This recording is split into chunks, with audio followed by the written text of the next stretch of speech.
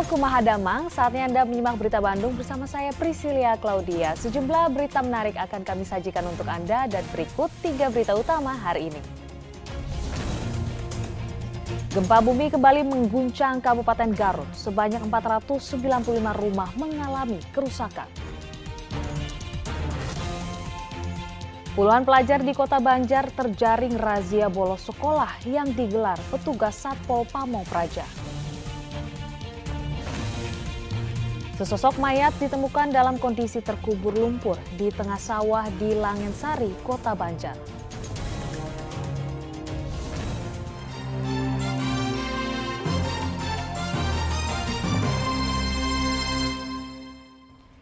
Diduga akibat kebocoran tabung gas, rumah makan ayam geprek di Jalan Katamso, Kabupaten Masutami, Kota Bandung, Jumat sore pekan lalu hangus dilalap api. Akibat kejadian ini 3 orang dibawa ke rumah sakit karena mengalami luka bakar.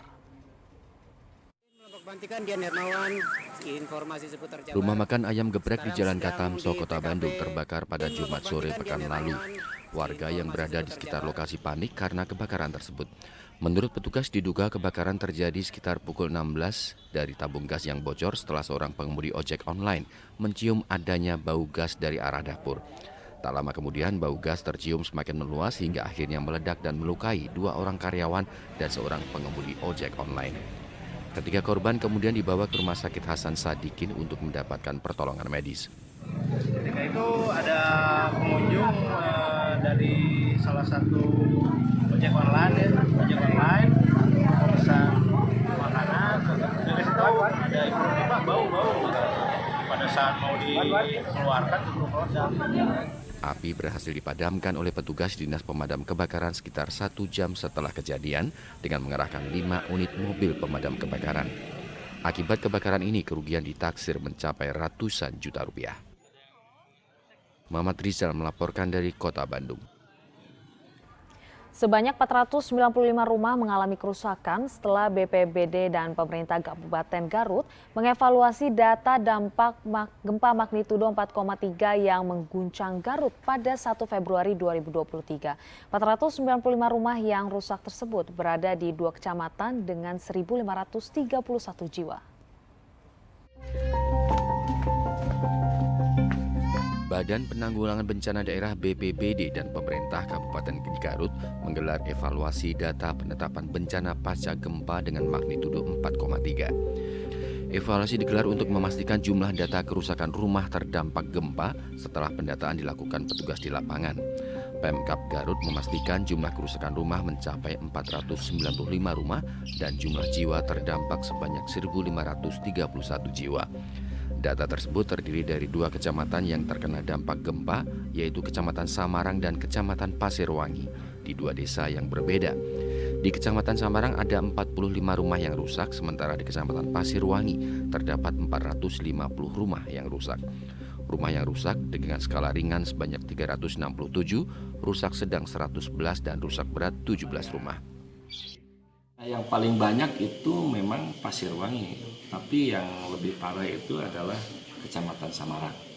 Nah, walaupun jumlahnya 50, yang 9 rusak berat.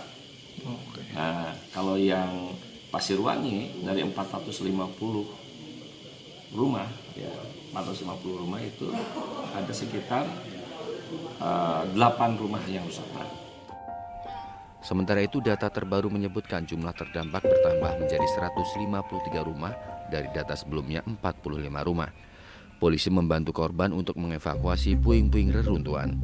Petugas juga diterjunkan ke lapangan untuk membersihkan puing reruntuhan. Sementara Dinas Sosial bersama aparat kecamatan mendirikan tenda posko bencana untuk lokasi pemusatan data dan bantuan di halaman kantor kecamatan agar warga yang akan mendapatkan pelayanan umum tidak bercampur dengan kepentingan penanganan bencana. Barusan secara by phone ternyata bertambah untuk desa Cisarua kemungkinan bertambah drastis sekitar 108. Gempa Garut dengan magnitudo 4,3 menyebabkan warga mengungsi ke rumah kerabat terdekat karena rumah mereka sudah tak bisa lagi ditempati. Kejadian posisi ibu ada di mana waktu itu? Di atas tidur. lagi tidur. Yang terasa seperti apa, Bu?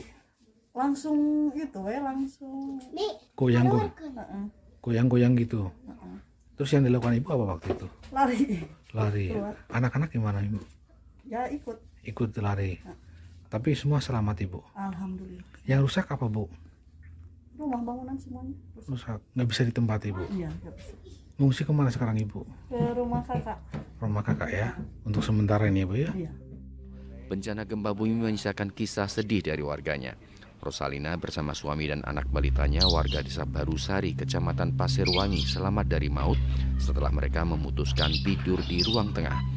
Kamar yang biasa buat tidur ambruk rata dengan tanah akibat diguncang gempa. Jam 11 itu belum tidur. Rosa dibangunin sama suami. Habis itu nyelap bawa anak, bawa keluar. Biasanya di kamar, tapi semalam firasat pengen di tengah rumah gitu tidurnya. Jadi di tengah rumah begitu ya? Iya. Sang anak yang terus menangis dan minta tidur di luar kamar ternyata justru menyelamatkan ketiganya dari ancaman gempa bumi. Eko Setiabudi melaporkan dari Kabupaten Garut. Diduga tak memiliki izin dan mengganggu komunikasi penerbangan pesawat, sejumlah bangunan menara atau tower operator seluler di Kota Cimahi Kamis pekan lalu dibongkar dan disegel petugas. Tower dibongkar karena dibangun di atas ketinggian lebih dari 30 meter sehingga akan mengganggu sinyal komunikasi pilot pesawat dengan operator bandara. Sejumlah petugas dari Satuan Polisi Pamong Praja Satpol PP Kota Cimahi membongkar tower atau menara layanan telekomunikasi salah satu operator provider seluler di Jalan Cigugur, Kota Cimahi. Selain memasang garis sebagai tanda bangunan ini tidak memiliki izin, tower yang sudah berdiri selama 6 bulan ini ternyata memiliki ketinggian di atas 30 meter. Menara ini langsung dibongkar petugas karena dari data petugas, tower ini diketahui memiliki ketinggian hampir 31 meter. Sesuai aturan, ketinggian maksimal tower komunikasi adalah 28 meter. Berdasarkan penyelidikan dan keluhan warga sekitar, tower ini ternyata juga tidak memiliki izin dari instansi terkait. Apalagi keberadaan proyek berada di tengah-tengah permukiman padat penduduk yang berjarak sekitar 5 km ke arah Bandara Husein Sastranegara, Kota Bandung. Pengelola tower dinilai melanggar Peraturan Daerah Nomor 6 Tahun 2011 tentang penyelenggaraan dan perizinan bangunan. Selain melanggar Perda, tower ini menyalahi izin kawasan keselamatan operasional penerbangan atau KKOP Bandara Husein Sastranegara. Melakukan pengawasan terhadap kegiatan pembongkaran menara telekomunikasi dengan kelebihan ketinggian yang dipersyaratkan oleh KKOP sehubungan dengan kawasan keselamatan operasional penerbangan di Bandara Husein Sastranegara. Adanya kelebihan ketinggian menara dari total tinggi 31 meter dan harus dipotong 3 meter menjadi 28 meter. Kegiatan pembongkaran ini sebetulnya sudah merupakan rangkaian dari penegakan peraturan daerah yang kita lakukan.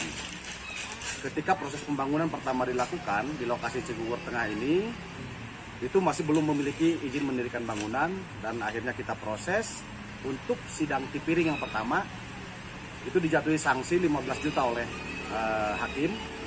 Dan setelah 6 bulan kemudian kita lakukan lagi pemeriksaan dan ternyata masih belum ber-IMB juga. Kita proses sidang tipiring yang kedua dan dikenakan sanksi sebesar 25 juta. Dan ini adalah sanksi administrasi yang kita terapkan berupa pembongkaran. Jika tower ini dibiarkan berdiri dan melebihi batas maksimal ketinggian jangkauan telekomunikasi, dikhawatirkan akan mengganggu komunikasi pilot pesawat terbang dengan operator bandara. Petugas Satpol PP sebelumnya sudah memberikan peringatan dan denda sebesar puluhan juta rupiah kepada pengelola tower telekomunikasi yang sudah menjamur. Selain di Cigugur, petugas juga membongkar 2 tower serupa di Jalan Encep Kartawirya dan Jalan Cihanjuang, Kota Cimahi. Muhammad Abbas melaporkan dari Kota Cimahi. Disapu angin kencang, sebuah pohon beringin besar tumbang dan menimpa sebuah mobil yang sedang terparkir di Jalan Protokol Kabupaten Cianjur Sabtu pagi pekan lalu. Meski tidak ada korban jiwa dalam peristiwa ini, namun akibat tumbangnya pohon besar tersebut, arus lalu lintas mengalami kemacetan. Sebuah pohon beringin besar di Jalan Siliwangi, Kabupaten Cianjur, tumbang dan menimpa mobil yang terparkir pada Sabtu pekan lalu. Selain menimpa mobil, posisi pohon juga melintang di Jalan Siliwangi, Kecamatan Cianjur Kota, sehingga menyebabkan arus lalu lintas mengalami kemacetan dari dua arah. Untuk memperlancar arus kendaraan dari dua arah, tim gabungan dibantu warga berusaha memotong pohon, ranting, dan dahan yang menutup badan jalan. Yang diakibatkan angin kencang pada pukul 6.30 sehingga menghambat kelancaran jalannya roda 2 dan roda 4. Dan alhamdulillah karena kesigapan dari tim kita, ada dari Polres, ada dari Kodim, ada dari Pemda, Tagana, Letana, LH, FPU, semua pihak serta dalam penanganan pohon tumbang ini. 3 pelajar SMP di Kabupaten Subang tercebur dan terbawa arus sungai saat bermain pada jam istirahat sekolah. 2 pelajar berhasil diselamatkan, sementara seorang pelajar lainnya akhirnya ditemukan dalam keadaan meninggal dunia.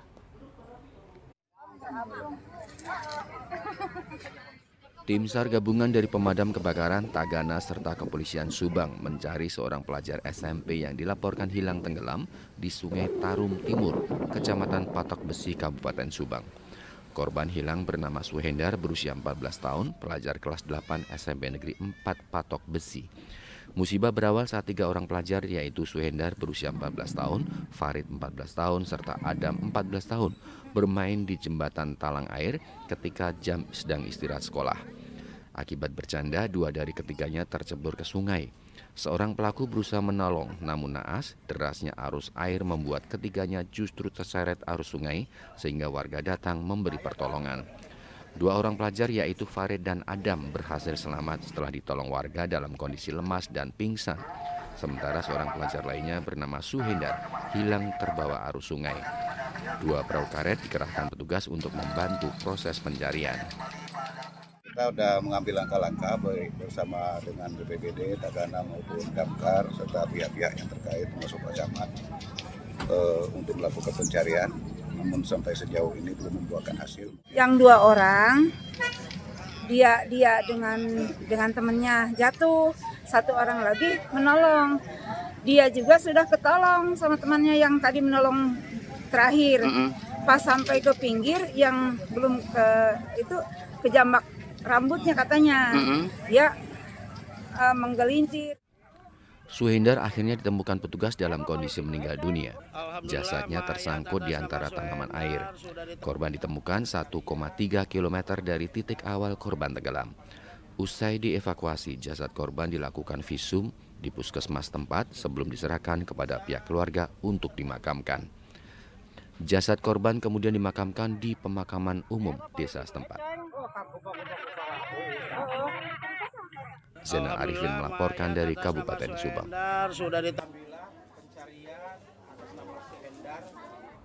Puluhan pelajar di Kota Banjar diamankan petugas Satpol PP saat merazia pelajar yang bolos sekolah. Mereka kedapatan sedang nongkrong di warung dan warnet.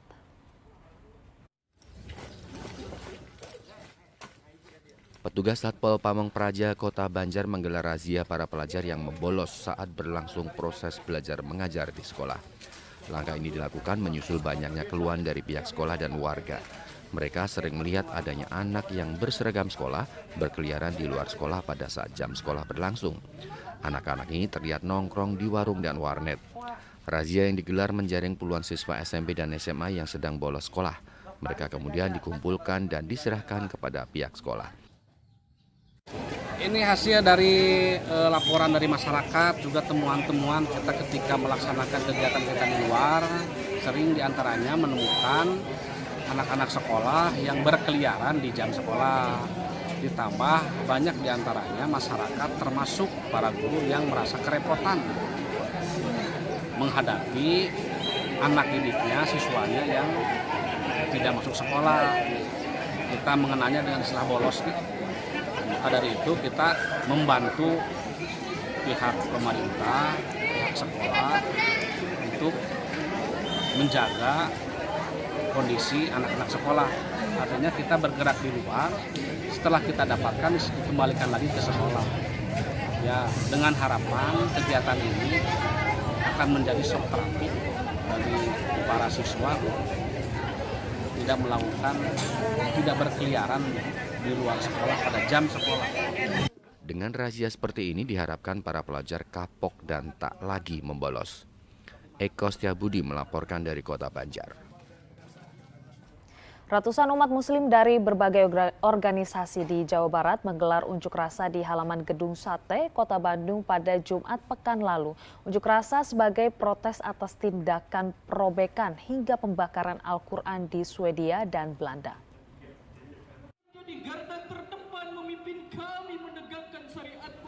Masa dari berbagai elemen muslim di Jawa Barat menggelar unjuk rasa di halaman Gedung Sate mengutuk aksi tercela tersebut. Masa menuntut pemerintah Indonesia agar dapat ikut mengambil langkah tegas terhadap kasus pelecehan terhadap Al-Quran di Swedia. Pembakaran Al-Quran dilakukan politikus Swedia Rasmus Palutna. Setelah peristiwa itu, kepala kelompok anti-Islam asal Belanda juga melakukan tindakan yang sama.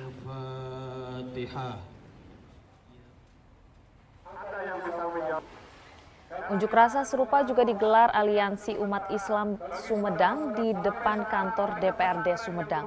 Dalam aksinya, massa berorasi sambil membentangkan sejumlah spanduk bertuliskan bela Al-Quran serta kecaman terhadap tindakan Rasmus Paludan yang membakar Al-Quran di Swedia dan Denmark. Mendapat pengawalan kepolisian, aksi massa berakhir sekitar pukul 5 sore.